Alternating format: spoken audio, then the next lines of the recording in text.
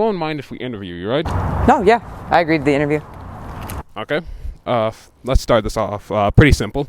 So what's your name? Rose Schoen, What year did you graduate from Worcester? 2010. Were you a part of the IB program? I was not, but I did take IB Spanish, which was great. And I ended up majoring in Spanish at UC Davis, so definitely was an excellent prep. Really? Yeah. So I would say that my foundation in Spanish language and literature that led me to my bachelor's was started at Worcester High School. Wow, that's great. Yeah. Did you take any form of extracurriculars? So music, leadership, sports? Yeah, Anything like I was that? a varsity soccer player for all 4 years, and I did varsity track in 2008 and 2009, and then I did leadership for 2 years. Really? Well, what was your experience in leadership, since I'm a leadership student? I wasn't super involved, but I was in the class, so I had a good time. Teacher was great. Got a lot involved with the school, helping with events, dances, like street painting, stuff like that. So I really enjoyed it. And now I'm a head coach and I'm a project manager in my job, so I definitely think that the leadership skills learned in high school definitely carried over to college and beyond. Do you by any chance remember the leadership teacher you had? It was a woman. I cannot remember her full name. So sorry about that. That's fine. But she was good.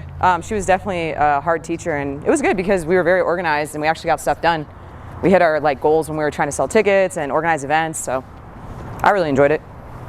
Were there any solid traditions that you had at Worcester? Oh yeah, I mean, I really loved street painting. I loved homecoming week.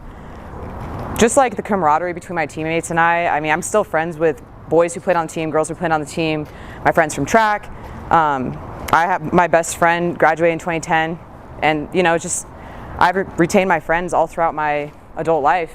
Just had a lot of great friendships that I made here. And for me, I actually had a better experience of feeling like a family and community at Worcester than I did at my college. Okay, out of all of them, what was your favorite tradition? I think homecoming week was the most fun. Homecoming week? Yeah, I really liked it because, I mean, for us, it was just an experience with all the sports teams got together, everyone got together, the dances were always great, supporting each other at sporting events. Street painting was always really fun, building the floats was really fun. It was just a really good experience, and I mean, also we kind of had the benefit that we didn't really have as much social media at the time, so we really actually just talked to each other. So I will say that my generation kind of had that benefit that we actually just wanted to be friends and hang out. Do you currently play any sports? Yeah, I play semi-professional soccer in a league called the WPSL. So I've played, it's the highest level in California, it's second division nationally for women's soccer. So I played at that level since 2014. And I also coach high-level men's soccer in the San Francisco Soccer League, which is a fourth division men's league. And I'm currently coaching another men's team in the US Open Cup qualifiers, which is where amateur teams play professional teams. Really? So I'm still involved heavily in soccer, and I'm also a licensed track and field coach, so I've done track and field coaching in California. So I mean, I definitely kept doing sports into my adult life. I'm going to go out on a limb and say that you were really passionate about soccer then. Oh yeah, no, I mean, playing soccer definitely changed my life, and I always try to give back with coaching and mentorship. I assistant coached at the collegiate level for 2 years at Folsom Lake College, and then I also founded my own soccer club called Azteca FC in Sacramento. And so I've just been involved in just coaching, mentorship, training people. I'm a licensed personal trainer and licensed soccer coach, so just something I really love to do. Jumping from that, do you have any advice for any of our girls soccer players? Yeah, I mean, we never made playoffs here when I played here, but that didn't deter me from wanting to compete at the collegiate or semi-professional level. So any girls who are playing on the team or want to be involved in athletics, you just have to stay focused, set your goals, and keep grinding every day. It's not going to stop you just because, say, oh, we don't win a game or maybe we don't make playoffs. You can still compete and achieve the highest level that you want to achieve as an athlete. So when I played here, the boys team regularly would go to playoffs, but our girls team, we didn't qualify. But at the end of the day, whether you make playoffs or not, whether you win or lose, what's determining you as an athlete is how hard you push yourself personally and how hard you want to go, every day, and every year you set different goals for yourself.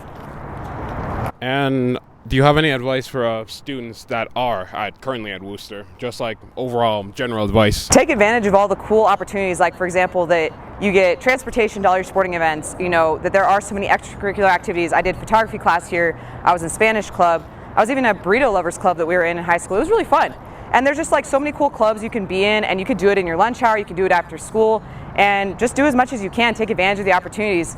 Running track and field was a great experience for me, and now that I coach it, I coach kids in Northern California We went to the Golden West Invitational, and I had kids medal at that event.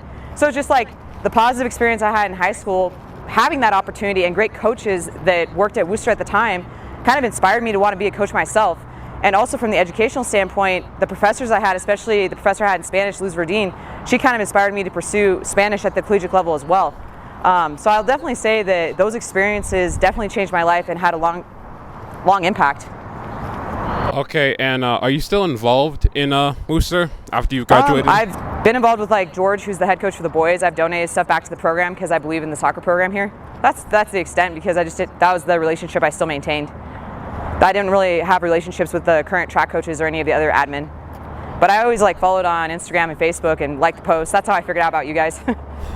Okay, and any final words you'd want to say? It doesn't matter where you start. So a lot of where you start in life, where you start in high school or middle school or whatever, or your family background or anything else, it's irrelevant. What matters the most is how hard you want to work and the goals you want to set. And if you just take a little step each day and be like, if you had told me in high school I would have graduated from UC Davis with honors and a degree in Spanish language and lit, I've been like, I don't think so. That's not what I'm planning to do. But life kind of happens and you kind of just go in different directions. So you have to be open-minded, be willing to take the next challenge and potentially shift your direction in life, but just keep working hard each day and just keep following your dreams. Like if your dream is to compete at the next level academically or athletically, or even in music or theater, whatever it is, set your goals, write them down, and just make little manageable steps each day to work in that direction. Okay, thank you. Yep.